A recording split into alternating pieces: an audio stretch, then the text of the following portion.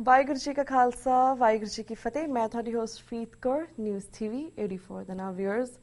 ਅਕਾਲ ਤਖਤ ਸਾਹਿਬ ਦੇ ਜਥੇਦਾਰ ਗਿਆਨੀ ਗੁਰਬਚਨ ਸਿੰਘ ਜੀ ਨੇ ਸਿੱਖ ਸੰਗਤ ਨੂੰ ਆਖਿਆ ਹੈ ਕਿ ਉਹ 14 ਅਗਸਤ ਨੂੰ ਅਰਦਾਸ ਕਰਨ ਕਿ 14 ਅਗਸਤ 1947 ਦੀ ਦੇਸ਼ ਵੰਡ ਸਮੇਂ ਜਿਹੜੇ ਇਤਿਹਾਸਿਕ ਗੁਰਧਾਮ ਪਾਕਿਸਤਾਨ ਦੇ ਵਿੱਚ ਰਹਿ ਗਏ ਸਨ, ਜਿਨ੍ਹਾਂ ਦੇ ਵਿੱਚ ਗੁਰਦੁਆਰਾ ਨਨਕਾਣਾ ਸਾਹਿਬ, ਗੁਰਦੁਆਰਾ ਪੰਜਾ ਸਾਹਿਬ, ਗੁਰਦੁਆਰਾ ਡੇਰਾ ਸਾਹਿਬ, ਗੁਰਦੁਆਰਾ ਕਰਤਾਰਪੁਰ ਸਾਹਿਬ ਅਤੇ 173 ਹੋਰ ਗੁਰਦੁਆਰੇ ਸ਼ਾਮਿਲ ਹਨ, ਜਿਨ੍ਹਾਂ ਨੂੰ ਪੰਥ ਤੋਂ ਵਿਛੋੜਿਆ ਗਿਆ ਹੈ। ਇਸ 14 ਅਗਸਤ ਦੀ ਅਰਦਾਸ ਰਾਹੀਂ ਉਹਨਾਂ ਵਿਛੜੇ ਗੁਰਧਾਮਾਂ ਦੇ ਖੁੱਲ੍ਹੇ ਦੀਦਾਰ ਹੋ ਸਕਣ। ਪਰ ਵਿਊਅਰਸ, ਕੀ ਇਹ ਗੁਰਦੁਆਰੇ ਵਾਕਈ ਹੀ ਪੰਥ ਤੋਂ ਵਿਛੜ ਚੁੱਕੇ ਹਨ ਜਾਂ ਇਹਨਾਂ ਦਾ ਪ੍ਰਬੰਧ ਸਿੱਖਾਂ ਪਾਸ ਹੈ? ਇਹਨਾਂ ਨੇ ਪੰਥ ਦੀ ਪਰਿਭਾਸ਼ਾ ਕੀ ਹੈ? ਇਸ ਵਿਛੜ ਗਏ ਮਰਿਆਦਾ ਦੇ ਵਿੱਚ ਹਰਿਦੁਆਰ ਦਾ ਗੁਰਦੁਆਰਾ, ਉਧਮਪੁਰ ਦਾ ਗੁਰਦੁਆਰਾ ਕਿਉਂ ਨਹੀਂ ਆਉਂਦਾ? ਪਾਕਿਸਤਾਨ ਦੇ ਵਿੱਚ ਰਹਿ ਗਏ ਗੁਰਧਾਮਾਂ ਲਈ ਜਥੇਦਾਰ ਸ਼੍ਰੀ ਅਕਾਲ ਤਖਤ ਸਾਹਿਬ ਵੱਲੋਂ 14 ਅਗਸਤ ਨੂੰ ਅਰਦਾਸ ਕਰਨ ਦੀ ਅਪੀਲ ਕਿੰਨੀ ਕੁ ਵਾਜਬ ਹੈ? ਅੱਜ ਅਸੀਂ ਇਸ ਸੰਬੰਧੀ ਦੁਬਾਰਾ ਤੋਂ ਗੱਲਬਾਤ ਕਰਨ ਜਾ ਰਹੇ ਹਾਂ ਸਿੱਖ ਚਿੰਤਕ ਅਤੇ ਸਾਬਕਾ ਮੈਂਬਰ ਪਾਰਲੀਮੈਂਟ ਸਰਦਾਰ ਅਤਿੰਦਰਪਾਲ ਸਿੰਘ ਜੀ ਨਾਲ, ਜਿਹੜੇ ਕਿ ਇਸ ਵੇਲੇ ਪਟਿਆਲਾ ਤੋਂ ਸਾਡੇ ਨਾਲ ਫੋਨ ਲਾਈਨ ਤੇ ਜੁੜ ਚੁੱਕੇ ਨੇ। ਜੀ ਵੀਰ ਜੀ, ਵਾਹਿਗੁਰੂ ਜੀ ਕਾ ਖਾਲਸਾ ਵਾਹਿਗੁਰੂ ਜੀ ਕੀ ਫਤਿਹ। ਵਾਹਿਗੁਰੂ ਜੀ ਕਾ ਖਾਲਸਾ ਵਾਹਿਗੁਰੂ ਜੀ ਕੀ ਫਤਿਹ ਜੀ। ਵੀਰ ਜੀ, ਕੱਲ ਤੁਸੀਂ ਟ੍ਰੇਨ ਰਾਹੀਂ ਟਰੈਵਲ ਕਰ ਰਹੇ ਸੀ, ਸੋ ਸਾਡੇ ਕੁਐਸਚਨ ਸੇ ਤੁਸੀਂ ਆਪਣੇ ਵਿਚਾਰ ਸਾਡੇ ਦਰਸ਼ਕਾਂ ਨਾਲ ਸਾਂਝੇ ਨਹੀਂ ਕਰ ਪਾਏ। ਸੋ ਅੱਜ ਸਭ ਤੋਂ ਪਹਿਲਾਂ ਅਸੀਂ ਕੱਲ ਵਾਲੇ ਕੁਐਸਚਨ ਤੋਂ ਹੀ ਸ਼ੁਰੂ ਕਰਦੇ ਹਾਂ। ਸਭ ਤੋਂ ਪਹਿਲਾਂ ਅਸੀਂ ਗੁਰਦੁਆਰਾ ਪਾਕਿਸਤਾਨ ਦੇ ਗੁਰਦੁਆਰੇ ਤੋਂ ਸ਼ੁਰੂ ਕਰਦੇ ਹਾਂ। ਜਿਹੜੇ ਗੁਰਦੁਆਰੇ ਪਾਕਿਸਤਾਨ ਦੇ ਵਿੱਚ ਹਨ, ਕੀ ਇਹ ਗੁਰਦੁਆਰੇ ਵਾਕਈ ਹੀ ਪੰਥ ਤੋਂ ਵਿਛੜ ਚੁੱਕੇ ਹਨ ਜਾਂ ਇਹਨਾਂ ਦਾ ਪ੍ਰਬੰਧ ਸਿੱਖਾਂ ਪਾਸ ਹੈ? ਵਿਛੜ ਜਾਣ ਦੀ ਪਰਿਭਾਸ਼ਾ ਕੀ ਹੈ, ਇਸ ਬਾਰੇ ਸਭ ਤੋਂ ਪਹਿਲਾਂ ਸਾਨੂੰ ਜਾਣਕਾਰੀ ਦਿਓ। ਸਭ ਤੋਂ ਪਹਿਲੀ ਗੱਲ ਮੈਂ ਤੁਹਾਡੇ ਵਿਛੜ ਜਾਣ ਦੀ ਪਰਿਭਾਸ਼ਾ ਤੋਂ ਕਰਾਂਗਾ। ਵਿਛੜ ਜਾਣ ਦਾ ਮਤਲਬ ਇਹ ਨਹੀਂ ਹੁੰਦਾ ਕਿ ਮੇਲੇ ਵਿੱਚ ਦੋ ਭਰਾ ਵਿਛੜ ਗਏ ਨੇ ਜੀ। ਗੁਰਧਾਮਾਂ ਦੀ ਜਿਹੜੀ ਵਿਉਂਤਬੰਦੀ ਹੈ ਔਰ ਜਿਵੇਂ ਗੁਰਸਥਾਨ ਹਨ, ਉਹ ਵਿਛੜ ਜਾਣੇ ਦਾ ਸਬੰਧ ਅਰਦਾਸ ਵਿੱਚ ਜਿਹੜਾ 1952 ਵਿੱਚ ਸ਼੍ਰੋਮਣੀ ਅਕਾਲੀ ਦਲ ਅਤੇ ਸ਼੍ਰੋਮਣੀ ਗੁਰਦੁਆਰਾ ਪ੍ਰਬੰਧਕ ਕਮੇਟੀ ਨੇ ਸ਼ਾਮਲ ਕੀਤਾ, ਉਹ ਸ਼ਬਦ ਹੀ ਗਲਤ ਹੈ ਮੇਰੇ ਹਿਸਾਬ ਨਾਲ ਤਾਂ। ਕਿਉਂਕਿ ਦੇਸ਼ ਦੀ ਵੰਡ ਹੋ ਗਈ ਸੀ। ਵੰਡੇ ਜਾਣ ਤੋਂ ਬਾਅਦ ਇੱਕ ਦੇਸ਼ ਦੇ 3 ਟੁਕੜੇ ਹੋਏ। ਅਸੀਂ ਕਹਿੰਦੇ ਹਾਂ 2 ਹੋਏ, ਦੇਸ਼ ਦੇ 3 ਟੁਕੜੇ ਹੋਏ। ਇੱਕ ਬੰਗਲਾਦੇਸ਼ ਦੇ ਰੂਪ ਵਿੱਚ ਹੈ, ਇੱਕ ਭਾਰਤ ਦੇ ਰੂਪ ਵਿੱਚ ਹੈ, ਇੱਕ ਪਾਕਿਸਤਾਨ ਦੇ ਰੂਪ ਵਿੱਚ ਹੈ। ਇਸ ਤੋਂ ਇਲਾਵਾ ਬਰਮਾ ਵਿੱਚ ਵੀ ਗੁਰਦੁਆਰੇ ਸਾਹਿਬ ਹਨ, ਪਹਿਲਾਂ ਭਾਰਤ ਦਾ ਹਿੱਸਾ ਸੀ, ਤੇ ਭੂਟਾਨ ਵਿੱਚ ਵੀ ਗੁਰਦੁਆਰੇ ਸਾਹਿਬ ਹਨ, ਜਿਹੜਾ ਪਹਿਲਾਂ ਭਾਰਤ ਦਾ ਹਿੱਸਾ ਸੀ। ਇਸ ਲਈ ਜਿਸ ਵੇਲੇ ਇੱਕ ਦੇਸ਼ ਦੀ ਹੱਦਬੰਦੀ ਹੀ ਹੋ ਗਈ ਹੈ, ਤਾਂ ਉਸ ਦੇਸ਼ ਨੂੰ ਇਹ ਕਹਿਣਾ, ਦੂਜਿਆਂ ਦੇਸ਼ਾਂ ਨੂੰ ਇਹ ਕਹਿਣਾ ਕਿ ਉਹ ਪੰਥ ਦੇ ਕਬਜ਼ੇ ਹੀ ਚਾਹਣ ਤੇ ਪੰਥ ਦੇ ਨਾਲ ਮਿਲਣ, ਇਹ ਮੇਰੇ ਹਿਸਾਬ ਨਾਲ ਪੰਥ ਦੀ ਇੱਕ ਜਿਵੇਂ ਰਾਜਸ਼ਾਹੀ ਸੋਚ ਹੁੰਦੀ ਹੈ, ਉਹ ਹੈ ਕਿ ਅਸੀਂ ਸਾਰਿਆਂ ਨੂੰ ਆਪਣੇ ਕਬਜ਼ੇ 'ਚ ਲੈਣਾ ਹੈ। ਤੇ ਇਹ ਅਕਾਲੀ ਦਲ ਵੱਲੋਂ ਪੰਥ ਦੀ ਕੀਤੀ ਗਈ ਪਰਿਭਾਸ਼ਾ ਤੇ ਪੰਥ ਦੇ ਕੀਤੇ ਜਾ ਰਹੇ ਵਿਛੜ ਗਏ ਦੇ ਸਬੰਧ ਨਾਲ ਬਿਲਕੁਲ ਹੀ ਗੈਰ ਵਾਜਬ ਹੈ, ਗੈਰ ਕਾਨੂੰਨੀ ਹੈ, ਗੈਰ ਵਿਧਾਨਕ ਹੈ। ਇਹ ਮਰਿਆਦਾ ਦਾ ਵੀ ਪੱਖ ਇਸ ਨਾਲ ਨਹੀਂ ਜੁੜਦਾ। ਜਿਹੜੀ ਗੱਲ ਹੈਗੀ ਹੈ ਕਿ ਉਹ ਸਿੱਖਾਂ ਦੇ ਪ੍ਰਬੰਧ ਹੇਠ ਹਨ ਕਿ ਨਹੀਂ ਹਨ, ਉਹ ਪਾਕਿਸਤਾਨ ਦੇ ਨਾਗਰਿਕਾਂ ਦੇ ਸਿੱਖਾਂ ਦੇ ਪ੍ਰਬੰਧ ਹੇਠ ਹਨ, ਜਿਸ ਕਮੇਟੀ 'ਚ ਕੈਨੇਡਾ, ਅਮਰੀਕਾ, ਫਰਾਂਸ ਦੇ ਵੀ ਨੁਮਾਇੰਦੇ ਉਹਨਾਂ ਨੇ ਸ਼ਾਮਲ ਕੀਤੇ ਹੋਏ ਹਨ। ਤੇ ਕੀ ਜਥੇਦਾਰ ਅਕਾਲ ਤਖਤ ਸਾਹਿਬ ਤੇ SGPC ਆ ਦਰਸਾਉਣਾ ਚਾਹੁੰਦੇ ਹਨ ਕਿ ਸਿਰਫ ਪੰਥ ਉਹੀ ਹਨ? ਮੈਂ ਸਪਸ਼ਟ ਕਰਨਾ ਚਾਹੁੰਦਾ ਸਿੱਖ ਸੰਗਤਾਂ ਨੂੰ ਕਿ ਨਾ ਤਾਂ SGPC ਪੰਥ ਹੈ, ਨਾ ਅਕਾਲੀ ਦਲ ਪੰਥ ਹੈ, ਤੇ ਨਾ ਹੀ ਪੰਥ ਦੀ ਪਰਿਭਾਸ਼ਾ ਵਿੱਚ ਸ੍ਰੀ ਅਕਾਲ ਤਖਤ ਸਾਹਿਬ ਜੀ ਆਉਂਦੇ ਹਨ। ਸ੍ਰੀ ਅਕਾਲ ਤਖਤ ਸਾਹਿਬ ਜੀ ਅਤੇ 5 ਤਖਤ ਨਾਲ ਦੇ ਨਾਲ ਹੀ SGPC, ਇਹ ਸਮੁੱਚੀਆਂ ਹੀ ਸੰਸਥਾਵਾਂ ਸੰਸਾਰ ਵਿਆਪੀ ਸਿੱਖ ਸੰਗਤ ਦੇ ਪੰਥ ਵਿੱਚ ਆਉਂਦੀਆਂ ਹਨ। जब पंथ ना रहेगा तो ग्रंथ की कौन रखेगा? नाथ अरदास वड्डे घल्लूघारे शहीद 80% शहीदियां देने तो बाद सिंघां ने की थी। शायद अज अकाली दल श्रोमणी गुरुद्वारा प्रबंधक कमेटी ते अकाल तख्त साहब भुल गए ने। दूसरी गल जिहड़ी हैगी आ कि जिस वेले उत्थों दे नागरिकां दे प्रबंध हेठां ਇਹ ਗੁਰਦੁਆਰਾ ਸਾਹਿਬਾਂ ਦੇ ਪ੍ਰਬੰਧ ਚੱਲ ਰਹੇ ਹਨ, ਤਾਂ ਫਿਰ SGPC ਨੂੰ ਕੀ ਤਕਲੀਫ ਹੈ? ਅੱਜ ਜੇ ਇਹ ਕਹਿ ਰਹੇ ਨੇ ਤੇ ਫਿਰ ਆ ਬੰਗਲਾਦੇਸ਼ ਦੇ ਗੁਰਦੁਆਰਿਆਂ ਵਾਸਤੇ ਕਿਉਂ ਨਹੀਂ ਕਹਿੰਦੇ? ਭੂਟਾਨ ਦੇ ਗੁਰਦੁਆਰਿਆਂ ਵਾਸਤੇ ਕਿਉਂ ਨਹੀਂ ਕਹਿੰਦੇ? ਬਰਮਾ ਦੇ ਗੁਰਦੁਆਰਿਆਂ ਵਾਸਤੇ ਕਿਉਂ ਨਹੀਂ ਕਹਿੰਦੇ? ਉਹ ਵੀ ਪੰਥ ਤੋਂ ਵੀ ਛੋੜੇ ਗਏ ਹਨ। ਉਹਨਾਂ ਸਾਰਿਆਂ ਦੀ ਅਗਰ ਅਸੀਂ ਗੱਲ ਛੱਡ ਦਈਏ ਤਾਂ ਭਾਰਤ ਦੇ ਅੰਦਰ ਹੀ ਘੱਟੋ ਘੱਟ 2.5 ਦਰਜਨ ਗੁਰਦੁਆਰੇ ਹਨ ਅਜਿਹੇ ਬਾਰਡਰ ਤੇ ਜਿਨ੍ਹਾਂ ਦਾ ਪ੍ਰਬੰਧ ਭਾਰਤ ਦੀ ਮਿਲਟਰੀ ਕਰਦੀ ਹੈ। ਉਸਨੇ ਅੱਜ ਤੱਕ ਸਿੱਖ ਸੰਗਤਾਂ ਨੂੰ ਉਹ ਪ੍ਰਬੰਧ ਅਧੀਨ ਦਿੱਤੇ ਹੀ ਨਹੀਂ ਹਨ। 2.5 ਦਰਜਨ ਗੁਰਦੁਆਰੇ ਹਨ। ਜਿਨ੍ਹਾਂ ਵਿੱਚੋਂ ਸਭ ਤੋਂ ਮਸ਼ਹੂਰ ਗੁਰਦੁਆਰਾ ਲੱਦਾਖ ਦਾ ਸਾਹਿਬ ਸ੍ਰੀ ਗੁਰੂ ਨਾਨਕ ਪਾਤਸ਼ਾਹ ਜੀ ਦਾ ਹੈਗਾ। ਹਾਂਜੀ, ਕਿ ਉਹ ਫਿਰ ਪੰਥ ਤੋਂ ਉਹ ਕਿਉਂ ਨਹੀਂ ਵਿਛੜੇ ਗਏ? ਉਸ ਤੋਂ ਇਲਾਵਾ ਜੂਨ 84 ਚ ਊਧਮਪੁਰ ਦੇ ਗੁਰਦੁਆਰੇ ਦਾ ਹਿੰਦੂਆਂ ਨੇ ਟੋਟਲੀ ਨੇਸਤਨਾ ਨਬੂਦ ਕਰ ਦਿੱਤਾ, ਜਿਵੇਂ ਕਿ ਹਰਿਦੁਆਰ ਦੇ ਗੁਰਦੁਆਰਾ ਸਾਹਿਬ ਦਾ ਕਰ ਦਿੱਤਾ। ਹਾਂਜੀ, ਤੇ ਪੰਥ ਤੋਂ ਤਾਂ ਵਿਛੋੜਾ ਇਹਨਾਂ ਗੁਰਦੁਆਰਿਆਂ ਨੂੰ ਦਿੱਤਾ ਗਿਆ, ਬਿਲਕੁਲ ਉਹਨਾਂ ਗੁਰਦੁਆਰਿਆਂ ਨੂੰ ਨਹੀਂ ਦਿੱਤਾ ਗਿਆ ਕਿ ਜਿਹੜੇ ਨਿਰਮਾਣ ਅਧੀਨ ਹਨ, ਜਾਂ ਉੱਥੋਂ ਦੀ ਸਰਕਾਰ ਜਾਂ ਉੱਥੋਂ ਦਾ ਸਮਾਜ ਕਹਿੰਦਾ ਹੈ ਕਿ ਸਿੱਖ ਸੰਗਤ ਤਾਂ ਆਪਣੀ ਕਾਰ ਸੇਵਾ ਰਾਹੀਂ ਜਾਂ ਸੇਵਾ ਰਾਹੀਂ ਉਹਨਾਂ ਦਾ ਨਿਰਮਾਣ ਕਰੇ, ਪ੍ਰਬੰਧ ਕਰੇ, ਉਹਨਾਂ ਨੂੰ ਕੋਈ ਇਤਰਾਜ਼ ਨਹੀਂ ਹੈ। ਹਾਂ, ਇਹ ਗੱਲ ਵੱਖਰੀਆਂ ਹੈ ਕਿ ਪਾਕਿਸਤਾਨ ਵਿੱਚ ਸਿੱਖ ਸੰਗਤਾਂ ਦੀ ਤਾਦਾਦ ਘੱਟ ਹੈ, ਜਨਸੰਖਿਆ ਘੱਟ ਹੈ, ਜਿਸ ਕਰਕੇ ਉਹ ਇੰਨੇ ਸਾਰੇ ਗੁਰਦੁਆਰਿਆਂ ਦਾ ਪ੍ਰਬੰਧ ਨਹੀਂ ਕਰ ਸਕਦੇ। ਤੇ ਜਿੰਨਿਆਂ ਦਾ ਉਹ ਕਰ ਰਹੇ ਨੇ, ਜੋ ਕਰ ਰਹੇ ਨੇ, ਉਹ ਬਹੁਤ ਅੱਛਾ ਕਰ ਰਹੇ ਨੇ। ਸਾਨੂੰ ਕਿਸੇ ਵੀ ਗੈਰ ਮੁਲਕ ਦੀ ਸੰਪ੍ਰਭੂਤਾ, ਸਾਵਰਨਿਟੀ ਚ ਦਖਲ ਅੰਦਾਜ਼ੀ ਦੇਣ ਦੀ ਤੇ ਆਪਣੀ ਰਾਜਸ਼ਾਹੀ ਸਥਾਪਿਤ ਕਰਨ ਦੀ ਕੋਸ਼ਿਸ਼ ਨਹੀਂ ਕਰਨੀ ਚਾਹੀਦੀ। ਜਦ ਅਸੀਂ ਅਜਿਹੀਆਂ ਕੋਸ਼ਿਸ਼ਾਂ ਕਰਦੇ ਹਾਂ ਤਾਂ ਹੀ ਸਿੱਖਾਂ ਦੇ ਸਾਹਮਣੇ ਧਾਰਮਿਕ ਪ੍ਰਸ਼ਨ ਸੰਸਾਰ ਵਿਆਪੀ ਦੇਸ਼ਾਂ ਵਿੱਚ ਖੜੇ ਹੁੰਦੇ ਹਨ। ਇਸ ਗੱਲ ਨੂੰ ਅਕਾਲ ਤਖ਼ਤ ਸਾਹਿਬ ਨੂੰ ਸੋਚਣਾ ਚਾਹੀਦਾ। ਜੀ ਬਿਲਕੁਲ ਬਿਲਕੁਲ ਵੀਰ ਜੀ। ਤੇ ਵੀਰ ਜੀ, ਜਿੱਥੇ ਅਕਾਲ ਤਖ਼ਤ ਸਾਹਿਬ ਦੀ ਹੁਣ ਸਟੇਟਮੈਂਟ ਦੇ ਉੱਪਰ ਵੀ ਤੁਹਾਡੇ ਵਿਚਾਰ ਲੈਣਾ ਚਾਹਾਂਗੇ। ਜਿਸ ਤਰ੍ਹਾਂ ਹਰ ਸਿੱਖ 2 ਵੇਲੇ ਦੀ ਅਰਦਾਸ ਕਰਦਾ ਹੈ, ਫਿਰ ਪਾਕਿਸਤਾਨ ਦੇ ਵਿੱਚ ਰਹਿ ਗਏ ਗੁਰੂ ਧਾਮਾਂ ਲਈ ਜਥੇਦਾਰ ਸ਼੍ਰੀ ਅਕਾਲ ਤਖ਼ਤ ਸਾਹਿਬ ਵੱਲੋਂ 14 ਅਗਸਤ ਨੂੰ ਅਰਦਾਸ ਕਰਨ ਦੀ ਸਪੈਸ਼ਲ ਅਪੀਲ ਕੀਤੀ ਗਈ ਹੈ, ਇਹ ਕਿੰਨੀ ਕੁ ਵਾਜਬ ਹੈ? ਇਸ ਬਾਰੇ ਸਾਨੂੰ ਜਾਣਕਾਰੀ ਦਿਓ।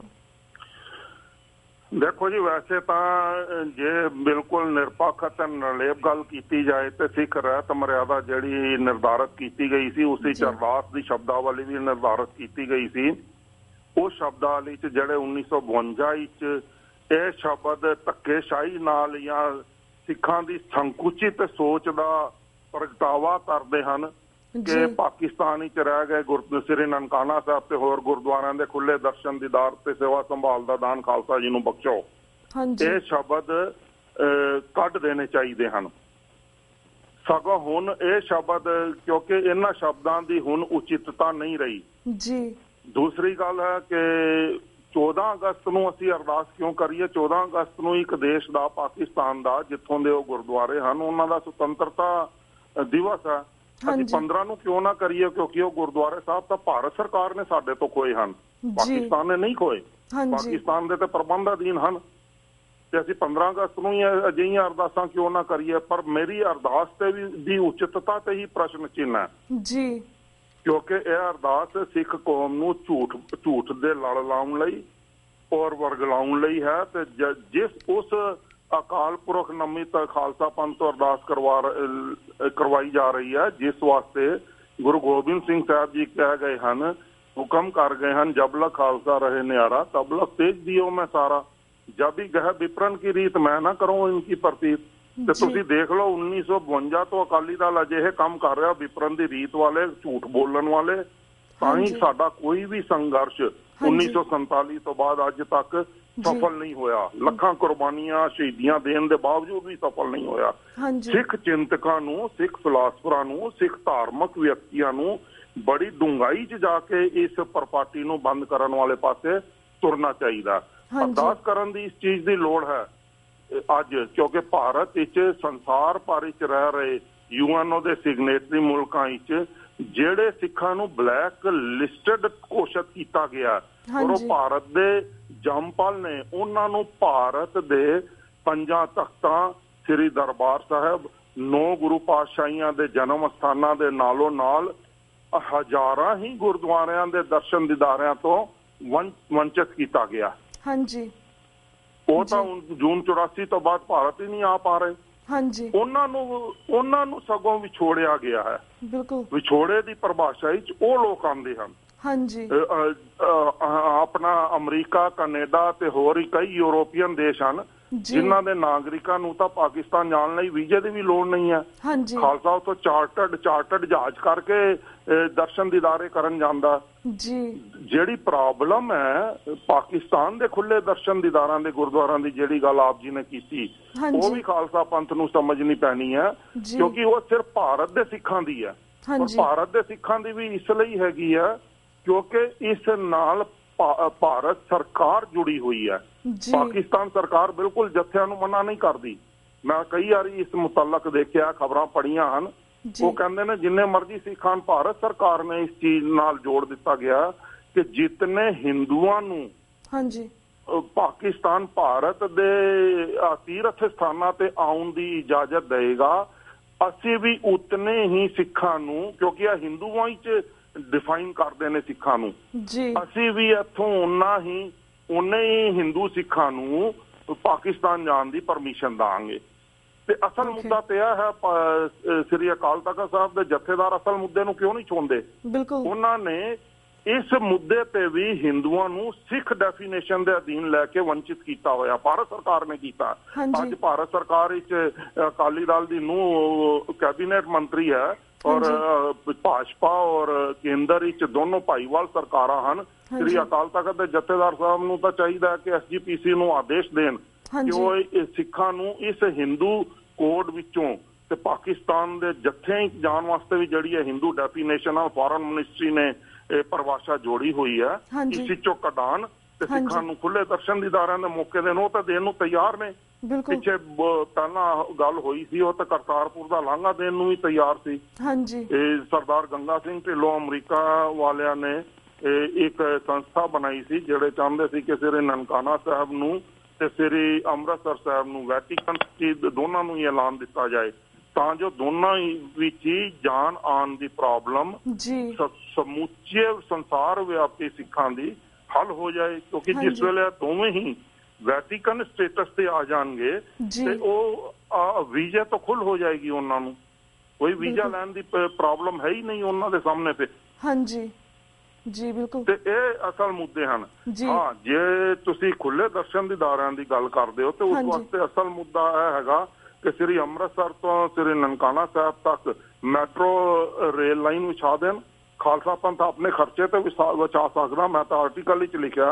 ਔਰ ਜੇ ਖਾਲਸਾ ਪੰਥ ਦੀ ਕੋਈ ਸੰਸਥਾ ਆਪਣੇ ਖਰਚੇ ਤੇ ਇਹ ਕੰਮ ਕਰਦੀ ਹੈ ਤੇ ਬੜੀ ਸਪਸ਼ਟ ਜਿਹੀ ਗੱਲ ਹੈ ਕਿ ਸੰਗਤਾਂ ਇਤਨੀਆਂ ਜਾਣਗੀਆਂ ਕਿ 3 ਸਾਲਾਂ ਹੀ ਸਾਰਾ ਖਰਚਾ ਰਿਕਵਰ ਹੋ ਜਾਏਗਾ। ਉਸ ਤੋਂ ਜਿੰਨੀਆਂ ਮਰਜ਼ੀ ਅੱਗੇ ਵਿਕਾਸ ਕਰੀ ਜਾਇਆ ਜੇ। ਜੀ ਬਿਲਕੁਲ। ਮੁੱਦੇ ਬੜੇ ਡਿਫਰੈਂਟ ਹਨ ਜਿਨ੍ਹਾਂ ਨੂੰ ਜਾਣ ਬੁੱਝ ਕੇ ਉਲਝਾਇਆ ਜਾ ਰਿਹਾ ਤੇ ਜਾਣ ਬੁੱਝ ਕੇ ਇੱਕ ਸਾਵਰਨ ਕਮਿਊਨਿਟੀ ਨੂੰ ਦੂਜੀ ਸਾਵਰਨ ਕਮਿਊਨਿਟੀ ਦੇ ਅੰਗੇਸਟ ਖੜਾ ਕੀਤਾ ਜਾ ਰਿਹਾ ਤਾਂ ਜੋ ਇਹਨਾਂ ਦੇ ਰਿਲੇਸ਼ਨ ਆਪਸ ਵਿੱਚ ਸੁਧਰ ਨਾ ਸਕਣ ਤੇ ਇੱਕਮਿਕ ਨਾ ਹੋ ਸਕਣ। ਜੀ ਬਿਲਕੁਲ। ਮੇਰੀ ਜਿਹੜੀ ਗੱਲਬਾਤ ਹੈ ਜੀ ਵੀਰ ਜੀ, ਜਿਸ ਤਰ੍ਹਾਂ ਤੁਸੀਂ ਇਹ ਮੁੱਦੇ ਸਮਝਣ ਵਾਲੇ ਹਨ। ਹਾਂਜੀ ਬਿਲਕੁਲ। ਪਰ ਵੀਰ ਜੀ, ਤੁਸੀਂ ਗੱਲ ਕੀਤੀ ਕਿ ਜਿਸ ਤਰ੍ਹਾਂ ਅਕਾਲ ਤਖਤ ਸਾਹਿਬ ਜਿਹੜੇ ਨੇ ਅਸਲੀ ਮੁੱਦਿਆਂ ਤੋਂ ਮੂੰਹ ਲੁਕਾ ਰਹੇ ਨੇ ਜਾਂ ਕਿਸੇ ਹੋਰ ਪਾਸੇ ਮੁੱਦੇ ਲੈ ਕੇ ਜਾ ਰਹੇ ਨੇ। ਪਰ ਜਿਸ ਤਰ੍ਹਾਂ ਤੁਸੀਂ atinderpalsingh.com ਤੇ ਜਿਸ ਤੁਸੀਂ ਗੱਲ ਕੀਤੀ ਕਿ ਜਥੇਦਾਰੀ ਸਟੇਟਮੈਂਟ, ਤੁਸੀਂ ਇੱਕ ਆਰਟੀਕਲ ਲਿਖਿਆ ਜਿਸ ਵਿੱਚ ਤੁਸੀਂ ਆਪਣੇ ਵਿਊਜ਼ ਲਿਖੇ ਨੇ, ਆਪਣੇ ਵਿਚਾਰ ਲਿਖੇ ਨੇ, ਤੁਸੀਂ ਉਹਦੇ ਉੱਪਰ 5 ਪ੍ਰਪੋਜ਼ਲ ਤਿਆਰ ਕੀਤੇ ਨੇ, 5 ਸੁਜੈਸ਼ਨ ਤਿਆਰ ਕੀਤੇ ਨੇ। ਅਸੀਂ ਚਾਹਾਂਗੇ ਕਿ ਥੋੜ੍ਹੀਆਂ ਜਿਹੀਆਂ ਲਾਈਨਾਂ ਦੇ ਵਿੱਚ ਕਿ ਤੁਸੀਂ 1-2 ਸੁਜੈਸ਼ਨ ਦੇ ਉੱਪਰ ਕਲੀਅਰ ਲਿਆਉਂਦੇ ਨੇ, ਪਰ ਬਾਕੀ ਜਿਹੜੇ ਸੁਜੈਸ਼ਨ ਨੇ ਉਹਨਾਂ ਬਾਰੇ ਵੀ ਸਾਨੂੰ ਜਾਣਕਾਰੀ ਦਿਓ। 5 ਸੁਜੈਸ਼ਨ ਜਿਹੜੇ ਨੇ ਟੋਟਲ ਥੋੜੀ ਲਾਈਨਾਂ ਦੇ ਵਿੱਚ। ਪੰਜੋਂ ਬੜੇ ਖੁੱਲੇ ਪ੍ਰਪੋਜ਼ਲ ਨੇ। ਇੱਕ ਜਿਵੇਂ ਮੈਂ ਕਿਹਾ ਮੈਟਰੋ, ਇੱਕ ਵੈਟੀਕਨ ਸਿਟੀ ਘੋਸ਼ਿਤ ਕਰ ਦਿੱਤਾ ਜਾਏ। ਸ਼੍ਰੀ ਜ਼ਿਆਉਲ ਹਕ ਵੇਲੇ ਰਾਸ਼ਟਰਪਤੀ ਪਾਕਿਸਤਾਨ ਸਰਦਾਰ ਗੰਗਾ ਸਿੰਘ ਢਿੱਲੋਂ ਦੇ 3 ਵਾਰੀ ਬਿਆਨ ਆਏ ਸਨ ਤੇ ਇੱਕ ਵਾਰੀ ਪਾਕਿਸਤਾਨ ਸਰਕਾਰ ਦੇ ਨੁਮਾਇੰਦਿਆਂ ਨਾਲ ਬੈਠ ਕੇ ਵੀ ਉਹਨਾਂ ਨੇ ਬਿਆਨ ਦਿੱਤਾ ਸੀ ਕਿ ਬਈ ਉਹ ਵੈਟੀਕਨ ਸਿਟੀ ਡਿਕਲੇਅਰ ਕਰਨ ਨੂੰ ਰੈਡੀ ਨੇ, ਬਸ਼ਰਤੇ ਕਿ ਭਾਰਤ ਸਰਕਾਰ ਪਹਿਲਾਂ ਇੰਜ ਕਦਮ ਚੁੱਕੇ। ਭਾਰਤ ਸਰਕਾਰ ਨੇ ਉਸ ਵੇਲੇ ਨਾ ਕਰ ਦਿੱਤੀ। ਦੂਸਰਾ ਪ੍ਰਪੋਜ਼, ਜੇ ਉਹ ਨਹੀਂ ਕਰ ਸਕਦੇ ਇੰਜ ਤਾਂ ਫਿਰ ਦੂਸਰਾ ਹੈਗਾ ਕਿ ਸਿੱਖਾਂ ਨੂੰ ਜਿਹੜੀ ਹਿੰਦੂ ਯਾਤਰੀਆਂ ਦੀ ਡੈਫੀਨੇਸ਼ਨ ਦੇ ਵਿੱਚ ਲੈ ਕੇ ਜੋੜਿਆ ਗਿਆ, ਉਸ ਵਿੱਚੋਂ ਕੱਢਣ ਤੇ ਸਿੱਖਾਂ ਦੀ ਸਾਵਰਨਿਟੀ ਦੇ ਹਿਸਾਬ ਨਾਲ ਸਿੱਖਾਂ ਨੂੰ ਹਰ ਮੁਲਕ ਵਿੱਚ ਆਉਣ ਜਾਣ ਦੀ ਖੁੱਲ੍ਹ ਦਿੱਤੀ ਜਾਏ। ਸਭ ਤੋਂ ਮੇਨ ਪ੍ਰਪੋਜ਼ਲ ਹੈ। ਜੇ ਭਾਰਤ ਸਰਕਾਰ ਉਹ ਵੀ ਨਹੀਂ ਕਰ ਸਕਦੀ ਔਰ ਅਕਾਲੀ ਦਲ ਭਾਈਵਾਲ ਸਰਕਾਰ ਬਣਾ ਕੇ ਸ੍ਰੀ ਅਕਾਲ ਤਖਤ ਦੇ ਜਥੇਦਾਰ ਅਕਾਲੀ ਦਲ ਤੋਂ ਇਹ ਵੀ ਨਹੀਂ ਕਰਾ ਸਕਦੇ ਤੇ ਇੱਕ ਮੈਟਰੋ ਸਿਟੀ ਦਾ ਪ੍ਰਪੋਜ਼ਲ ਸਵੀਕਾਰ ਕਰ ਲੈਣ। ਪੰਜਾਬ ਦਾ ਉਪ ਮੁੱਖ ਮੰਤਰੀ ਜੋ ਕਹੀ ਜਾਂਦਾ ਮੈਂ ਲੁਧਿਆਣੇ 'ਚ ਮੈਟਰੋ ਬਣਾਵਾਂਗਾ, ਮੈਂ ਚੰਡੀਗੜ੍ਹ 'ਚ ਮੈਟਰੋ ਬਣਾਵਾਂਗਾ। ਇੱਥੇ ਮੈਟਰੋ ਦੀ ਕੀ ਲੋੜ ਹੈਗੀ ਆ? ਮੈਟਰੋ ਦੀ ਜਿੱਥੇ ਲੋੜ ਆ ਤੁਸੀਂ ਉੱਥੇ ਬਣਾਓ, ਜਿਸ ਵਾਸਤੇ ਤੁਸੀਂ 1952 ਤੋਂ ਅਰਦਾਸਾਂ ਕਰਾ ਰਹੇ ਹੋ। ਤੀਸਰਾ ਹੈਗਾ ਕਿ ਕਰਤਾਰਪੁਰ ਸਾਹਿਬ ਦੇ ਲਾਂਘੇ ਦੀ ਗੱਲ ਹੈਗੀ ਆ, ਬੜੀ ਸਪਸ਼ਟ ਜਿਹੀ ਗੱਲ ਆ। ਹੁਣੇ ਭਾਰਤ ਦੇ ਪ੍ਰਧਾਨ ਮੰਤਰੀ ਨੇ ਆਪਣੇ ਹਿੰਦੂ ਇੰਟਰਸਟਾਂ ਦੇ ਹਿਸਾਬ ਨਾਲ ਭਾਰਤ ਦੀ 10,000 ਏਕੜ ਜ਼ਮੀਨ ਬੰਗਲਾਦੇਸ਼ ਨੂੰ ਦੇ ਕੇ 500 ਏਕੜ ਜ਼ਮੀਨ ਸਿਰਫ ਉਸ ਤੋਂ ਹਾਸਲ ਕੀਤੀ ਹੈ। ਤੇ ਜ਼ਮੀਨ ਦਾ ਤਬਾਦਲਾ ਉਹਨਾਂ ਨੇ ਬਹੁਸੰਮਤੀ ਹਿੰਦੂ ਸਮੁਦਾਇ ਦੀ ਇੰਟਰਸਟ ਵਾਸਤੇ ਕੀਤਾ ਤੇ ਸ੍ਰੀ ਕਰਤਾਰਪੁਰ ਸਾਹਿਬ ਵਾਸਤੇ ਅਜਿਹਾ ਜ਼ਮੀਨ ਦਾ ਤਬਾਦਲਾ ਕਿਉਂ ਨਹੀਂ ਹੋ ਸਕਦਾ? ਉੱਥੇ ਤਾਂ ਜ਼ਮੀਨ ਬੜੀ ਘੱਟ ਬਣਦੀ ਹੈ। ਭਾਰਤ ਦੀ 10,000 ਏਕੜ ਜ਼ਮੀਨ ਵੀ ਜਾਇਆ ਨਹੀਂ ਜਾਂਦੀ। ਉੱਥੇ ਤਾਂ ਮਸਾਂ ਕੁਝ 100 ਏਕੜ ਜ਼ਮੀਨ ਦਾ ਬਿਲਕੁਲ ਬਾਰਡਰ ਦੀ ਤੁਸੀਂ ਬੰਨ ਤੇ ਤੁਸੀਂ ਖੜੇ ਹੋਵੋ, ਮੈਂ ਕਈ ਵਾਰੀ ਦਰਸ਼ਨ ਕੀਤੇ ਨੇ, ਸਾਹਮਣੇ ਸ੍ਰੀ ਕਰਤਾਰਪੁਰ ਸਾਹਿਬ ਦਿਖਦੇ ਨੇ। ਅਜਿਹਾ ਕੀਤਾ ਜਾ ਸਕਦਾ ਔਰ ਅਜਿਹੀ ਪ੍ਰਪੋਜ਼ਲ ਪੰਜਾਬ ਵਿਧਾਨ ਸਭਾ ਵਿੱਚ ਪਾਸ ਕਰਕੇ ਅਕਾਲੀ ਦਲ ਦੇ ਮੁੱਖ ਮੰਤਰੀ ਨੂੰ ਭਾਰਤ ਸਰਕਾਰ ਨੂੰ ਭੇਜਣੀ ਚਾਹੀਦੀ ਹੈ ਔਰ ਜ਼ਮੀਨ ਡਿਮਾਰਕੇਸ਼ਨ ਕਰਕੇ ਨਕਸ਼ਾ ਬਣਾ ਕੇ ਭੇਜਣੀ ਚਾਹੀਦੀ ਹੈ ਕਿ ਬਈ ਅਸੀਂ ਇਹ ਦੇਣ ਨੂੰ ਤਿਆਰ ਹਾਂ, ਕਿਸੇ ਦਾ ਕੋਈ ਪ੍ਰਬੰਧ ਨਹੀਂ, ਪੰਜਾਬ ਆਪਣੇ ਤੌਰ ਤੇ ਤਬਾਦਲਾ ਕਰਨ ਨੂੰ ਰੈਡੀ ਹੈ। ਇਹ ਬੜੇ ਗੰਭੀਰ ਔਰ ਬੜੇ ਸੰਜੀਦਾ ਮੁੱਦੇ ਨੇ ਜਿਸ ਤੇ ਹੋਛੀਆਂ ਗੱਲਾਂ ਕੀਤੀਆਂ ਜਾ ਰਹੀਆਂ ਨੇ। ਮੇਰਾ ਦਰਦ ਇਹ ਹੈਗਾ ਕਿ ਪੰਥ ਨੂੰ ਜੂਨ 84 ਤੋਂ ਬਾਅਦ ਮੈਂ ਲਗਾਤਾਰ ਦੇਖ ਰਿਹਾ ਬੇਮਤਲਬ ਦੇ ਮੁੱਦਿਆਂ ਵਿੱਚ ਉਲਝਾ ਕੇ ਪੰਥ ਦੀ ਸ਼ਕਤੀ, ਪੰਥ ਦਾ ਸਰਮਾਇਆ, ਪੰਥ ਦੀ ਜਵਾਨੀ, ਪੰਥ ਦਾ ਪੈਸਾ, ਸਾਰਾ ਕੁਝ ਹੀ ਪੰਥ ਦੇ ਹੱਥੀਂ ਜਾਇਆ ਕਰਵਾਇਆ ਜਾ ਰਿਹਾ ਤਾਂ ਜੋ ਪੰਥ ਕਿਸੇ ਵੀ ਕੰਕਰੀਟ ਪ੍ਰਾਪਤੀ ਵਾਲੇ ਪਾਸੇ ਨਾ ਤੁਰ ਸਕੇ, ਕੋਈ ਨਿਰਮਾਣਕਾਰੀ ਕੰਮ ਨਾ ਕਰ ਸਕੇ। ਬਿਲਕੁਲ ਇਹ ਅਸਲ ਮੁੱਦੇ ਬਣ ਗਏ ਨੇ। ਤੇ ਇੱਕ ਮੁੱਦਾ ਹੋਰ ਹੈਗਾ, ਜੇ ਭਾਰਤ ਸਰਕਾਰ ਨੇ ਇਹ ਵੀ ਨਹੀਂ ਕਰਨਾ ਤੇ ਚਾਰ ਦੀਵਾਰੀ ਕਰਕੇ ਦੋ ਪਾਸੇ ਦੀਵਾਰਾਂ ਕਰਕੇ ਸ੍ਰੀ ਕਰਤਾਰਪੁਰ ਸਾਹਿਬ ਨੂੰ ਤੇ ਸਿੱਧਾ ਲਾਂਘਾ ਦਿੱਤਾ ਜਾ ਸਕਦਾ। ਸਿਰਫ 18 ਕਿੱਲਿਆਂ ਦੀ ਵਾਟ ਹੈ ਬਾਰਡਰ ਤੋਂ। ਬਿਲਕੁਲ ਮੇਰੇ ਪ੍ਰਪੋਜ਼ਲ ਨੇ, ਮੈਂ ਖਾਲਸਾ ਪੰਥ ਨੂੰ ਪੂਰੀ ਗੰਭੀਰਤਾ ਨਾਲ ਨਿਮਰਤਾ ਨਾਲ ਬੇਨਤੀ ਕਰਨਾ ਚਾਹੁੰਦਾ। ਮੈਂ ਕੋਈ ਨਾ ਅਕਾਲ ਤਖ਼ਤ ਸਾਹਿਬ ਨੂੰ ਚੈਲੰਜ ਕਰ ਰਿਹਾ, ਨਾ ਮੈਂ ਪੰਥ ਨੂੰ ਚੈਲੰਜ ਕਰ। ਵੀਰ ਤਾਂ ਹੀ ਇਸ ਦਰਸ਼ਕਾਂ ਦੇ ਰੂਬਰੂ ਕਰਵਾਇਆ ਤਾਂ ਕਿ ਸੇਵਾਦਾਰ ਹੋਣ ਦੇ ਨਾਤੇ ਪੰਥ ਦੇ ਚਰਨਾਂ ਵਿੱਚ ਬੇਨਤੀ ਕਰ ਰਿਹਾ ਕਿ ਜਿਹੜੀਆਂ ਤੁਹਾਡੀਆਂ ਸੱਤਾ ਸਰੋਤ, ਸ਼੍ਰੋਮਣੀ ਸੱਤਾ ਸਰੋਤ ਸ੍ਰੀ ਤਖਤ ਸਾਹਿਬਾਨ ਨੇ, ਉੱਥੇ ਬੈਠੇ ਵਿਅਕਤੀ ਤੁਹਾਡੀ ਸ਼ਕਤੀ ਨੂੰ ਜਾਣ ਬੁੱਝ ਕੇ ਤੁਹਾਡੇ ਹੀ ਖਿਲਾਫ ਇਸਤੇਮਾਲ ਕਰ ਰਹੇ ਨੇ। ਹੁਣ ਪੰਥ ਜਾਗੇ, ਆਪਣੀ ਗੁਰਿਆਈ ਦੀ ਜੁਗਤ ਆਪਣੇ ਹੱਥ ਵਿੱਚ ਫੜੇ ਤੇ ਆਪ ਫੈਸਲੇ ਲੈਣੇ ਸ਼ੁਰੂ ਕਰੇ। ਬਿਲਕੁਲ ਵੀਰ ਜੀ। ਭੇਡਾਂ ਵਾਕਨ ਚਰਵਾਹੇ ਨਾ ਨਿਯੁਕਤ ਕਰੋ। ਭੇਡਾਂ ਬਣ ਕੇ ਚਰਵਾਹੇ ਜੇ ਨਿਯੁਕਤ ਕਰੋਗੇ ਤੇ ਜੂਨ 84 ਤੋਂ ਲੈ ਕੇ ਅੱਜ ਤੱਕ ਤੇ 1947 ਤੋਂ ਲੈ ਕੇ ਹੁਣ ਤੱਕ, ਤੇ ਮੈਂ ਤਾਂ ਇਸ ਤੋਂ ਪਿੱਛੇ ਜਾਣਦਾ ਹੁੰਦਾ ਕਿ 168 ਸਾਲਾਂ ਦਾ ਇਤਿਹਾਸ ਹੋ ਗਿਆ। 1849 ਤੋਂ ਲੈ ਕੇ ਅੱਜ ਤੱਕ ਖਾਲਸਾ ਪੰਥ ਸਿਰਫ ਇਸ ਲਈ ਹੀ ਦੁਰਗਤ ਕਰਾ ਰਿਹਾ ਔਰ ਆਪਣੇ ਸਾਰੇ ਹੱਕ ਗਵਾ ਰਿਹਾ ਕਿ ਉਸ ਨੇ ਆਪ ਭੇਡੂ ਬਣ ਕੇ ਆਪਣੇ ਤੇ ਚਰਵਾਹੇ ਨਿਯੁਕਤ ਕਰ ਲਏ ਨੇ ਤੇ ਉਹ ਚਾਬੁਕ ਮਾਰ ਕੇ ਇਹਨਾਂ ਨੂੰ ਰੇੜੀ ਜਾਂਦੇ ਨੇ ਤੇ ਬਿਨਾਂ ਆਪਣੀ ਮਤ ਦੀ ਅਰਦਾਸ ਅਵਸ਼ ਕਰਦਾ ਖਾਲਸਾ ਪੰਥ, ਪਰ ਵਿਵੇਕ ਬੁੱਧ ਹਾਸਲ ਨਹੀਂ ਕਰ ਰਿਹਾ। ਮੇਰੀ ਬੇਨਤੀ ਹੈ ਕਿ ਜਾਗੋ, ਜਾਗ ਕੇ ਆਪਣੀ ਸੱਤਾ, ਆਪਣੀ ਜੁਗਤ ਦੀ ਅਗਵਾਈ, ਕਿਉਂਕਿ ਗੁਰਿਆਈ ਗੁਰੂ ਗ੍ਰੰਥ ਤੇ ਗੁਰੂ ਪੰਥ ਨੂੰ ਸਾਂਝੀ ਦਿੱਤੀ ਗਈ ਹੈ। ਕੱਲਾ ਗੁਰੂ ਗ੍ਰੰਥ ਸਾਹਿਬ ਜੀ ਵੀ ਗੁਰੂ ਨਹੀਂ ਹੋ ਸਕਦੇ, ਕੱਲਾ ਪੰਥ ਵੀ ਗੁਰੂ ਨਹੀਂ ਹੋ ਸਕਦਾ। ਸ਼ਬਦ ਗੁਰੂ ਦੀ ਅਗਵਾਈ ਦੋਨਾਂ ਤੇ ਲਾਗੂ ਹੈਗੀ ਹੈ ਤੇ ਇਹ ਤਾਂ ਲਾਗੂ ਹੈ ਜੇ ਸ਼ਬਦ ਦੇ ਅਧੀਨ ਪੰਥ ਬੈਠਾ ਤੇ ਪੰਥ ਸ਼ਬਦ ਦੀ ਜੁਗਤ ਨੂੰ ਵਰਤਾਉਂਦਾ, ਉਸ ਦੀ ਇੱਜ਼ਤ, ਉਸ ਦੀ ਅਣਖ, ਉਸ ਦੇ ਹੁਕਮ ਅਨੁਸਾਰ ਵਾਤਾਵਰਣ ਸਿਰਜਣ ਦਾ ਪ੍ਰਬੰਧ ਕਰਨ ਦੀ ਜ਼ਿੰਮੇਵਾਰੀ ਖਾਲਸਾ ਪੰਥ ਤੇ ਹੈ। ਤਾਂ ਹੀ ਤਾਂ ਸ਼ਬਦ ਲਏ ਨੇ, ਰਾਜ ਕਰੇਗਾ ਖਾਲਸਾ, ਆਖੀ ਰਹੇ ਨਾ ਕੋਏ। ਬਿਲਕੁਲ ਵੀਰ ਜੀ ਥੈਂਕ ਯੂ ਸੋ ਮਚ ਕਿ ਤੁਸੀਂ ਜਿਹੜੇ 5 ਪ੍ਰਪੋਜ਼ਲ ਨੇ ਸਾਰੇ ਦਰਸ਼ਕਾਂ ਨਾਲ ਸ਼ੇਅਰ ਕੀਤੇ, ਜਿਸ ਤੁਸੀਂ ਗੱਲ ਕੀਤੀ ਕਿ ਸਾਨੂੰ ਸੋਚਣ ਦੀ ਗੱਲ ਹੈ। And thank you so much ਕਿ ਤੁਸੀਂ ਇਹ ਸ਼ੇਅਰ ਕਰਕੇ ਇਹਨਾਂ ਨੂੰ ਥੋੜਾ ਹੋਰ ਵੀ ਜਾਗਰੂਕ ਕੀਤਾ ਹੈ।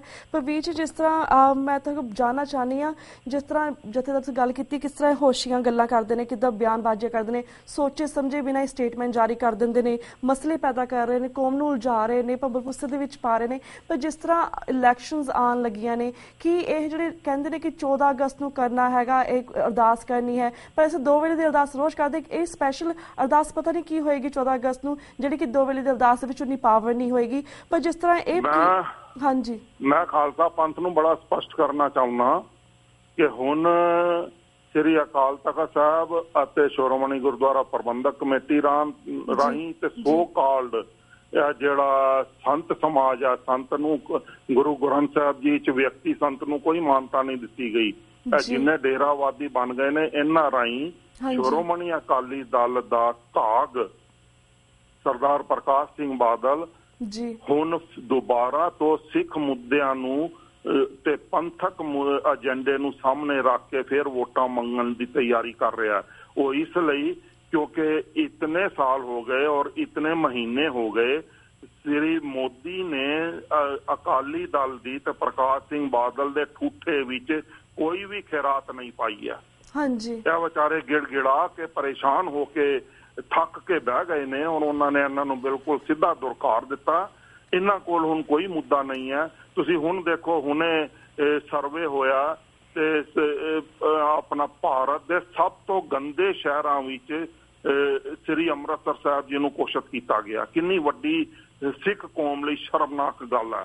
470 ਸ਼ਹਿਰਾਂ ਦਾ ਸਰਵੇ ਹੁੰਦਾ ਤੇ 438ਵੀਂ ਥਾਂ ਤੇ ਸ੍ਰੀ ਅੰਮ੍ਰਿਤਸਰ ਸਾਹਿਬ ਆਉਂਦਾ ਔਰ ਉਹ ਅੰਮ੍ਰਿਤਸਰ ਸਾਹਿਬ ਆਉਂਦਾ ਜਿਸ ਨੂੰ ਜੂਨ 84 ਤੋਂ ਬਾਅਦ 1997 ਜਿਸ ਵੇਲੇ ਸਰਦਾਰ ਪ੍ਰਕਾਸ਼ ਸਿੰਘ ਬਾਦਲ ਮੁੱਖ ਮੰਤਰੀ ਬਣੇ ਸਨ ਤਾਂ ਉਹਨਾਂ ਦੇ ਪੁੱਤਰ ਨੇ ਜਾਨਸ਼ੀਨ ਹੁੰਦਿਆਂ ਸਾਰ ਕਿਹਾ ਸੀ ਕਿ ਮੈਂ ਅੰਮ੍ਰਿਤਸਰ ਨੂੰ ਸਵਿਟਜ਼ਰਲੈਂਡ ਬਣਾ ਦਾਂਗਾ। 13 ਸਾਲਾਂ ਵਿੱਚ ਅੰਮ੍ਰਿਤਸਰ ਨੂੰ ਅਜਿਹਾ ਸਵਿਟਜ਼ਰਲੈਂਡ ਬਣਾ ਗਏ ਨੇ, ਅਜਿਹਾ ਗੰਦਗੀ ਦਾ ਘਰ ਬਣਾ ਗਏ ਨੇ ਸਿਫਤੀ ਦੇ ਘਰ ਨੂੰ। ਔਰ ਇਹਨਾਂ ਦੀ ਗੰਦੀ ਸਿਆਸਤ ਕਰਕੇ, ਧੜੇਬੰਦੀ ਕਰਕੇ ਹੋਇਆ ਕਿ ਅੱਜ ਉਹ ਭਾਰਤ ਦਾ ਸਭ ਤੋਂ ਗੰਦੇ ਸ਼ਹਿਰਾਂ ਵਿੱਚ ਆਉਂਦਾ। ਇਹ ਕਹਿੰਦੇ ਸੀ ਅਸੀਂ ਪੰਜਾਬ ਨੂੰ ਕੈਲੀਫੋਰਨੀਆ ਬਣਾ ਦਾਂਗੇ। ਅਜਿਹਾ ਕੈਲੀਫੋਰਨੀਆ ਪੰਜਾਬ ਨੂੰ ਬਣਾਇਆ ਗਿਆ ਕਿ ਪੰਜਾਬ ਦੇ ਘਰ ਘਰ ਵਿੱਚ ਨਸ਼ਾ ਪਹੁੰਚਾ ਦਿੱਤਾ ਗਿਆ। ਇੱਥੋਂ ਤੱਕ ਹਾਲਾਤ ਪਹੁੰਚ ਗਏ ਨੇ ਕਿ ਹੁਣ ਪੰਜਾਬ ਦੀਆਂ ਪੇਂਡੂ ਔਰਤਾਂ ਵਿੱਚ ਵੀ 62 ਤੋਂ 65% ਤੱਕ ਨਸ਼ਾ ਕੀਤਾ ਜਾਂਦਾ।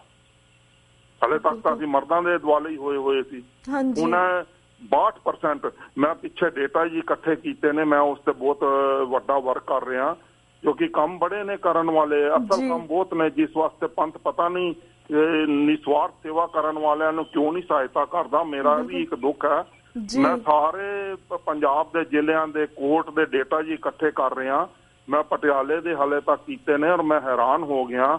ਪਟਿਆਲੇ ਵਿੱਚ ਟੋਟਲ ਜਿਹੜੇ ਤਲਾਕ ਦੇ ਕੇਸ ਰਜਿਸਟਰਡ ਕੀਤੇ ਗਏ ਨੇ, ਇੱਕ ਦੂਜੇ ਤੇ ਕੀਤੇ ਗਏ ਨੇ, ਉਹਨਾਂ ਵਿੱਚ 80% ਵਿੱਚ ਸਰਟੀਫਿਕੇਟ ਲੱਗੇ ਹੋਏ ਨੇ ਡਾਕਟਰੀ ਕਿ ਕੁੜੀ ਜਾਂ ਮੁੰਡਾ ਬੱਚਾ ਜੰਮਣ ਲਾਇਕ ਨਹੀਂ ਹੈ।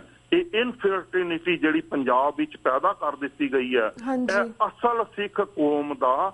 ਔਰ ਇਸ ਵਿੱਚ 80% ਜਿਹੜੇ ਕੇਸ ਨੇ, ਇਹਨਾਂ ਵਿੱਚੋਂ ਟੋਟਲ 90% ਕੇਸ ਸਿੱਖਾਂ ਨਾਲ ਸੰਬੰਧਿਤ ਨੇ। 10% ਹੋਰ ਕਮਿਊਨਿਟੀਆਂ ਨਾਲ ਨੇ, ਜੋ ਜ਼ਾਹਰ ਕਰਦਾ ਕਿ 90% ਤੱਕ ਸਿੱਖਾਂ ਵਿੱਚ ਇਨਫਰਟੀਨਿਟੀ ਪੈਦਾ ਕਰ ਦਿੱਤੀ ਗਈ ਹੈ, ਜਿਹੜੀ ਕਿ ਅਸਰਦਾਇਕ ਹੋ ਗਈ ਹੈ ਹੁਣ। ਇਹ ਨਸਲ ਘਾਤ ਹੈ। ਇਸ ਨੂੰ ਰੋਕਣ ਵਾਸਤੇ ਕਿਉਂ ਨਹੀਂ ਅਰਦਾਸਾਂ ਕੀਤੀਆਂ ਜਾਂਦੀਆਂ ਬਈ? ਬਿਲਕੁਲ ਵੀਰ ਜੀ, ਮਿਲੇ ਕਿ ਇਹ ਵੀ ਪੁਆਇੰਟਸ ਅਰਦਾਸ ਦੇ ਵਿੱਚ ਉਹ ਮੁੱਦੇ ਜੀ। ਇਹ ਮੈਂ ਸਾਰੇ ਪੰਜਾਬ ਦੇ ਡੇਟਾ ਜੀ ਇਕੱਠੇ ਕਰ ਰਿਹਾ। ਮੈਂ ਹੀ ਤੇ ਪੰਜਾਬ ਵਿੱਚ ਸਭ ਤੋਂ ਪਹਿਲਾਂ 1999 ਜਦੋਂ 300 ਸਾਲਾ ਲਾਇਆ ਸੀ, 300 ਸਾਲ ਗੁਰੂ ਦੇ ਨਾਲ, ਉਸ ਨਾਰੇ ਦੇ ਖਿਲਾਫ ਮੈਂ ਕਿਹਾ ਸੀ ਕਿਉਂ ਝੂਠ ਬੋਲਦੇ ਹੋ, 300 ਸਾਲ ਗੁਰੂ ਤੋਂ ਵਿਛੋੜੇ ਦੇ ਨਾਲ ਹੋ ਗਏ ਨੇ ਤੁਹਾਡੇ। ਤਾਂ ਉਦੋਂ ਮੈਂ ਇੱਕ ਨਸ਼ਿਆਂ ਦਾ ਡੇਟਾ ਇਕੱਠਾ ਕਰਕੇ ਦਿੱਤਾ ਸੀ ਜਿਹੜਾ ਗੁਰਮਤ ਪ੍ਰਕਾਸ਼ ਵਿੱਚ ਵੀ ਉਸ ਵੇਲੇ ਛਪਿਆ ਸੀ ਔਰ ਕੈਨੇਡਾ ਦੇ ਯੈਲੋ ਪੇਪਰਸ ਵਿੱਚ ਵੀ ਛਪਿਆ ਸੀ। ਸਭ ਤੋਂ ਪਹਿਲਾਂ ਮੈਂ ਉਦੋਂ ਸਿੱਖਾਂ ਨੂੰ ਦੱਸਿਆ ਸੀ ਕਿ ਤੁਹਾਡੀ ਨਸ਼ਿਆਂ ਦੀ ਦੁਰਗਤ ਹੋ ਗਈ ਹੈ ਹਾਲਾਤ। ਤੇ ਅੱਜ ਇਹ ਹੋ ਗਈ ਹੈ ਕਿ ਸਾਡੀ 62 ਤੋਂ 68% ਔਰਤ ਵੀ ਕਰ ਰਹੀ ਹੈ ਔਰ ਉਸਦੇ ਨਤੀਜੇ ਸਾਹਮਣੇ ਇਹ ਆ ਗਏ ਨੇ ਕਿ 80% ਜੇ ਪਟਿਆਲਾ ਅਦਾਲਤ ਨੂੰ ਇੱਕ ਗਰਾਊਂਡ ਮੰਨ ਲਿਆ ਜਾਏ, ਮੈਂ ਹਲੇ ਬਾਕੀਆਂ ਦੀ ਗੱਲ ਨਹੀਂ ਕਰ ਰਿਹਾ ਕਿਉਂਕਿ ਮੈਂ ਸਾਰਿਆਂ ਦੇ ਸਰਵੇ ਇਕੱਠੇ ਕਰ ਰਿਹਾ, ਜੇ ਪਟਿਆਲਾ ਕੋਰਟ ਨੂੰ ਇੱਕ ਗਰਾਊਂਡ ਮੰਨ ਲਿਆ ਜਾਏ ਤੇ 80% ਨਪੁੰਸਕਤਾ ਕਰਕੇ, ਇਨਫਰਟੀਨਿਟੀ ਕਰਕੇ ਤਲਾਕ ਦੇ ਕੇਸ ਰਜਿਸਟਰਡ ਹੋ ਗਏ ਨੇ। ਇਹ ਪ੍ਰਤੀਬਿੰਬ ਸਿੱਖ ਕੌਮ ਦਾ ਜਥੇਦਾਰ ਦੇ ਅਕਾਲ ਤਖਤ ਸਾਹਿਬ ਦੇ ਔਰ ਸ੍ਰੀ ਦਰਬਾਰ ਸਾਹਿਬ ਦੇ ਅੰਦਰ ਸ਼ੀਸ਼ੇ ਦੇ ਉੱਤੇ ਉੱਕਰ ਦਿੱਤਾ ਗਿਆ। ਇਹਨਾਂ ਨੂੰ ਇਹ ਕਿਉਂ ਨਹੀਂ ਦਿਖਦਾ? ਬਿਲਕੁਲ ਬਿਲਕੁਲ ਵੀਰ ਜੀ। ਅਮੀ ਵੀਰ ਜੀ, ਨਸ਼ਿਆਂ ਵਾਲਾ ਜਿਹੜਾ ਇਸ਼ੂ ਹੈ ਇਹ ਵੀ ਬਹੁਤ ਇੰਪੋਰਟੈਂਟ ਇਸ਼ੂ ਹੈ। ਅਸੀਂ ਚਾਹਾਂਗੇ ਕਿ ਆਉਣ ਵਾਲੇ ਦਿਨਾਂ ਦੇ ਵਿੱਚ ਇਸ ਦੇ ਉੱਪਰ ਇਸ ਤਰ੍ਹਾਂ ਵਿਸ਼ੇਸ਼ ਗੱਲਬਾਤ ਕਰੀਏ, ਕਿਉਂਕਿ ਇਹਦੇ ਉੱਪਰ ਵੀ ਸਾਡੇ ਕੋਲ ਬਹੁਤ ਸਾਰੇ ਕੁਐਸਚਨ ਹੈ ਕਿ ਕਿਸ ਤਰ੍ਹਾਂ ਅਸੀਂ ਤਾਂ ਬਾਹਰ ਦੇਸ਼ਾਂ ਦੇ ਵਿੱਚ ਬੈਠੇ ਹਾਂ, ਸਾਨੂੰ ਵਰਡ ਹੁੰਦਾ ਕਿ ਕਿਸ ਤਰ੍ਹਾਂ ਸਾਡੀ ਜਿਹੜੀ ਜਨਰੇਸ਼ਨ ਹੈ ਪੰਜਾਬ ਦੇ ਵਿੱਚ, ਸਾਡੇ ਸਿੱਖਾਂ ਦੇ ਬੱਚੇ ਨੇ ਕਿਸ ਤਰ੍ਹਾਂ ਨਸ਼ਿਆਂ ਦੇ ਦਲਦਲ ਦੇ ਵਿੱਚ ਦੱਬੇ ਜਾ ਰਹੇ ਨੇ। ਹੁਣ ਤੁਸੀਂ ਗੱਲ ਕੀਤੀ ਕਿ ਔਰਤਾਂ ਵੀ ਲੱਗੀਆਂ ਹੋਈਆਂ ਨੇ ਨਸ਼ੇ ਦੇ ਵਿੱਚ। ਅਸੀਂ ਚਾਹਾਂਗੇ ਕਿ ਆਉਣ ਵਾਲੇ ਦਿਨਾਂ ਦੇ ਵਿੱਚ ਇਸ ਦੇ ਉੱਪਰ ਵੀ ਇਸ ਤਰ੍ਹਾਂ ਵਿਸ਼ੇਸ਼ ਗੱਲਬਾਤ ਕਰੀਏ, ਕਿਉਂਕਿ ਅੱਜ ਤਾਂ ਬਹੁਤ ਲਿਮਿਟਿਡ ਟਾਈਮ ਸੀਗਾ, 22-25 ਮਿੰਟ ਸੀਗੇ। ਸੋ ਅੱਜ ਤੁਹਾਨੂੰ ਅਸੀਂ ਜਿਹੜੀ ਜਥੇਦਾਰ ਅਕਾਲ ਤਖਤ ਸਾਹਿਬ ਦੀ ਸੀ ਉਹਨਾਂ ਦੀ ਸਟੇਟਮੈਂਟ ਦੇ ਉੱਪਰ ਹੀ ਤੁਹਾਡੇ ਵਿਚਾਰ ਲਿੱਤੇ ਸੀ। ਥੈਂਕ ਯੂ ਸੋ ਮਚ ਕਿ ਤੁਸੀਂ ਪੂਰੇ ਵੇਰਵੇ ਦੇ ਨਾਲ ਐਕਸਪਲੇਨ ਕੀਤੇ ਸਾਡੇ ਦਰਸ਼ਕਾਂ ਦੇ ਨਾਲ, ਪਰ ਪ੍ਰਪੋਜ਼ਲ ਵੀ ਐਕਸਪਲੇਨ ਕੀਤਾ। So thank you so much. ਅੱਜ ਵੀਰ ਜੀ ਤੁਹਾਨੂੰ ਇੱਥੇ ਇਜਾਜ਼ਤ ਲੈਂਦੇ ਆ। ਮੈਂ ਆਪ ਜੀ ਦਾ ਜੂਨ 84 ਟੀਵੀ ਦਾ, ਡਾਕਟਰ ਅਮਰਜੀਤ ਸਿੰਘ ਜੀ ਦਾ ਤੇ ਬੇਟਾ ਜੀ ਤੁਹਾਡਾ ਤਹਿ ਦਿਲ ਤੋਂ ਧੰਨਵਾਦੀ ਹਾਂ, ਜਿਨ੍ਹਾਂ ਨੇ ਮੈਨੂੰ ਸੰਗਤਾਂ ਦੇ ਰੂਬਰੂ ਕੀਤਾ ਹੈ ਤੇ ਸੰਗਤਾਂ ਅਸਲ ਮੁੱਦਿਆਂ ਨੂੰ ਸਮਝਣ, ਮੇਰੀ ਇਹੀ ਅਰਜ਼ੋਈ ਹੈ ਤੇ ਇਹ ਬਾਦਲ ਦੇ ਪੰਥਕ ਏਜੰਡੇ ਤੋਂ ਸੁਚੇਤ ਰਹਿਣ ਜੀ। ਬਿਲਕੁਲ, ਤਾਂ ਜੋ ਪੰਥ ਹੁਣ ਦੁਬਾਰਾ ਨਾ ਯੂਜ਼ ਕਰ ਲਿਆ ਜਾਏ ਤੇ ਇਸਤੇਮਾਲ ਕਰਕੇ ਪੰਥ ਨੂੰ ਫੇਰ ਨਾ ਰੋਲ ਦਿੱਤਾ ਜਾਏ। ਆਓ ਇਸ ਲਈ ਨਿਖਰ ਕੇ ਕੰਮ ਕਰੀਏ। ਬਹੁਤ ਬਹੁਤ ਸ਼ੁਕਰੀਆ। ਵਾਹਿਗੁਰੂ ਜੀ ਕਾ ਖਾਲਸਾ, ਵਾਹਿਗੁਰੂ ਜੀ ਕਾ ਖਾਲਸਾ, ਵਾਹਿਗੁਰੂ ਜੀ ਕੀ ਫਤਿਹ।